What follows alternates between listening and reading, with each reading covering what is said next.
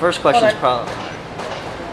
Go ahead. Yeah, there we go. First question: you feel healthy? I do. I just heard that four Americans, two retired or two defaulted and two retired. Yeah. Must be that time in the Bahamas. I don't know. You healthy? I don't know. Yeah, I'm feeling good. So how was the match today? I played well today.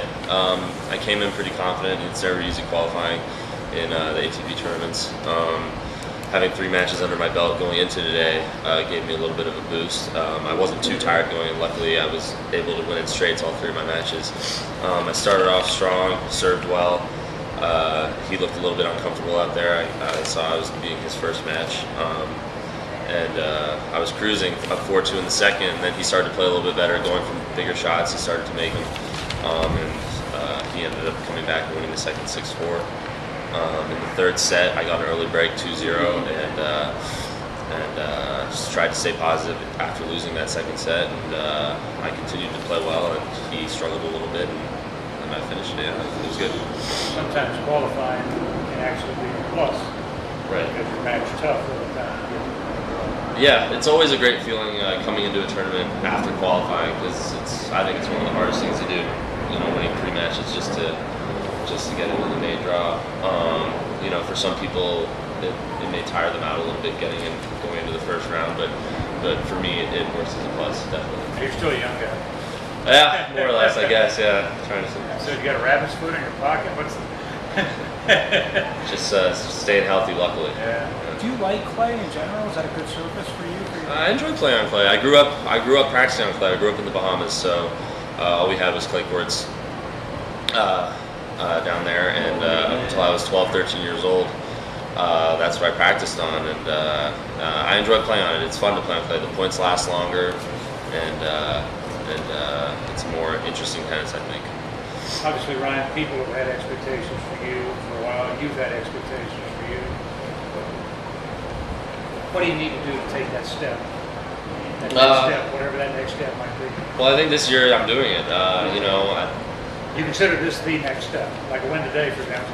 Well, what do you mean the next step? Do you mean cracking the top 100 or cracking the top 50? I mean, yeah, for some people it takes longer than others, I guess. I'm continuing to work hard and doing the right things, and I'm continuing to play good tennis, practicing hard, and I think scheduling is very important. And this year, I think my coach Dustin Taylor and I have put a good schedule together. So I'm really confident this year that, you know, if I continue to work hard and train hard and make the right decisions, that I think this year will be a good breakthrough. And you still have high aspirations. You're not, absolutely. You're not conceding anything. It's just going to be guys that are going to bounce around. Oh, definitely not. No, definitely not. If this is as good as it gets for me, then I'm not too happy. What's the biggest challenge when you go from challengers to a 250 or a 500? Like, what's the challenge for you? Just the level of play. In challengers, you can get away with a lot more. You get a lot more free points if you're winning. In challengers, sometimes a lot of guys will just fold. They don't have the fight. They don't have the desire to grind out a 7-6 in the third match. Usually because they're thinking about getting to the next week, or they're just too pissed off. But when it comes to tour level events, you have to play. You have to play every point as if it's the most important point, and I think that's the most important thing coming to the tour events. You know, every guy is tough. Every guy wants to win. You know, just as bad as the other guy. Is that something you've worked on? You mentioned initially getting the break at 2-0 in the third, and staying positive. Were you having trouble with that in the second set, or were you kind of fighting the demons, or? Well, in the second set, it was on serve until I got the first break 4-2. And then, you know, I saw the finish line, and that's always a tough thing to do, close out a match, especially on clay. You know, your serve is neutralized a little bit. So I was definitely fighting a lot of demons in the second set. I was getting a little pissed.